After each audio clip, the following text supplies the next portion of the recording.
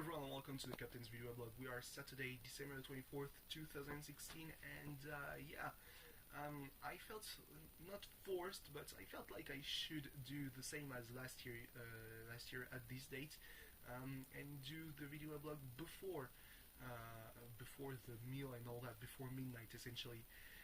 Because I watched actually last year's video blog for December 24th, and it was apparently recorded in the middle of the afternoon. Like I was in the living room, and there was the sunlight, so it felt like nobody was at home. Like I understand that my dad wasn't here, and because it was a weekday, so he was pretty much obviously working, and the rest of the family might have been, doing the last few bits of Christmas shopping. I'm not too sure, involvement in my family's life is not something that I'm really good at. But something that I didn't understand was that the thumbnail of the video blog for Christmas Day was one of those grainy, videos that I record in my bedroom because of the shitty lighting. And I was like, well, I mean, it looks like I'm dressed up, which is weird because, I don't think that I would have waited only until opening the presents to record the video weblog. That just felt wrong, but apparently that's what I did. But that's not what I'm gonna do this year, I can assure you of that. Yeah. At any rate, this Christmas Eve doesn't look very Christmassy at all. We haven't even put up some decorations. The only thing that's here is the stockings, and they are here because we were too lazy to put them back in the garage. So yeah.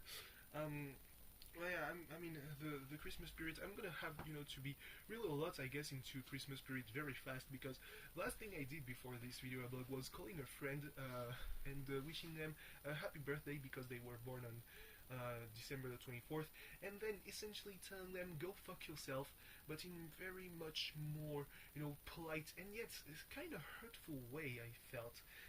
Because I felt emboldened by the fact that they blocked me on the phone, directly going onto the voicemail, or maybe they just had their phone turned off, and it just doesn't make me feel any worse about that. The last conversation we had was 3 months ago. It was pretty mundane, and yet they didn't answer. They stopped answering me at all, and altogether at all. So yeah, just I've had a couple of pieces of advice from my family and from friends, with either going directly to see them, which is not really easy to do. It's the thing really that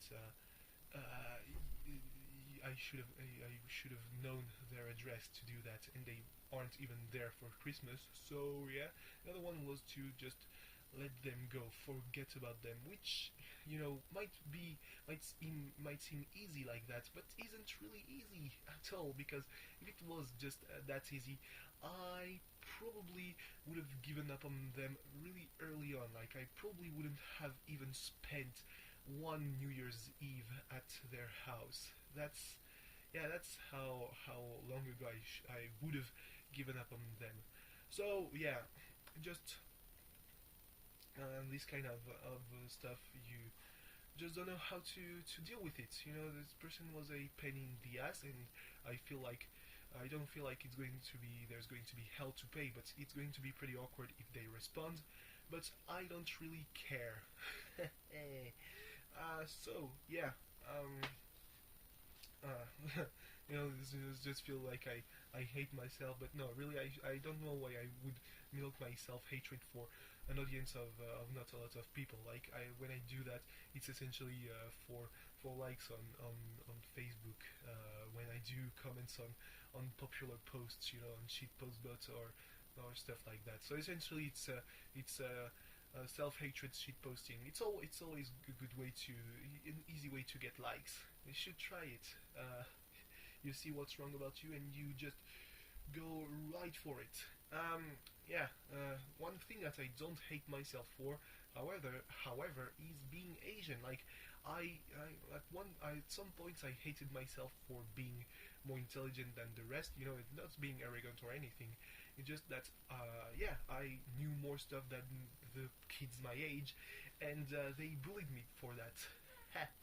uh, but when it came to racist jokes, they just bounced off me, I guess. Just didn't hurt me a lot. It was still hurtful because those were people that some of them I would call them my friends, and then they always made sure that I was within earshot for when they told all those Asian racist jokes. Um, but it's not as if they really realized what they were saying. Like, the thing is, it probably comes from their parents who are a bit racist. And yeah, I'm talking about that because last month two humorists, like white guys, I know that it could be argued that they weren't really white because they are Jewish, but I mean, it's just this whole thing about Ashkenazi and Sephardic Jews, which makes them white. They saying that they are Semitic is reducing their ethnicity to their religion, which is not right. So yeah, it's like reducing, so, a religion to its ethnicity, or basically something like that. Associating every people of a certain ethnicity to a religion, or really of a certain skin tone, as some Sikh SIKH Americans have known after 9/11. Yeah. So those two goofs, really, because they are, on their own, they're pretty funny, but together it just like gets a little bit cringy, I guess. They had a joint show on TV like a month back, and I didn't watch it until this whole controversy emerged about one of their sketches, where one of them arrived in, probably the most stereotypical, arrived as the most stereotypical Asian person. Like, they had the Asian robes, they were squinting their eyes, they had the accent, and at one point the lighting even made them look like they had a yellow face. Ha ha ha. They had dancers behind them who were very obviously European women, and then the other one arrived. He was dressed normally, and he said, it's not right. That's not right. You can't really do that." And he was acting like the moral caution of the whole gag, and especially when he came back dressed as an Asian wise man. With the very long white beard and the white garb, essentially, the thing that you see in the Chinese movies of the 70s or something like that. Yeah, he was just like that. It was disgusting. The whole sketch wasn't funny at all, but he also was really fucking racist. And I know that it's racist because I suddenly, when I watched the sketch, I was back in elementary school hearing those jokes. And I'm like, the problem is, kids might not realize it. They repeat what their parents are doing. Those two guys, one of them is over 50 years old, and the other one is, just a bit older than me. They should know what they're doing. And the problem is, really, with anti-Asian racism in France, is that, well, I mean, there are so few Asians in France that you might not even realize that you're offending a population. I'm saying, I'm getting a little bit defensive here because it's something that touches me a lot. Like, most of my heritage and most of my close family are Mediterranean. They are Italian, they are Algerian, but besides that, just not a lot of Vietnamese people around me, and yet, I feel it. Like, it really pisses me off when there's stuff like that. And the worst probably thing about this whole event is that we are in a period where anti-Asian racism is starting to be recognized as racism. There's been a hate crime, a Chinese man being killed near Paris this summer, and it was proven that he was killed because he was Asian, which is a huge event because, well, before that it might have been, just something about the triads and all that, which is also, just going to these conclusions, is also a bit racist. Every Asian out there, they're part of the triads. Fuck that shit. I mean, even the biggest, organization, association in France, going for the human rights and against racism, they have a tool, an online tool to report racist acts.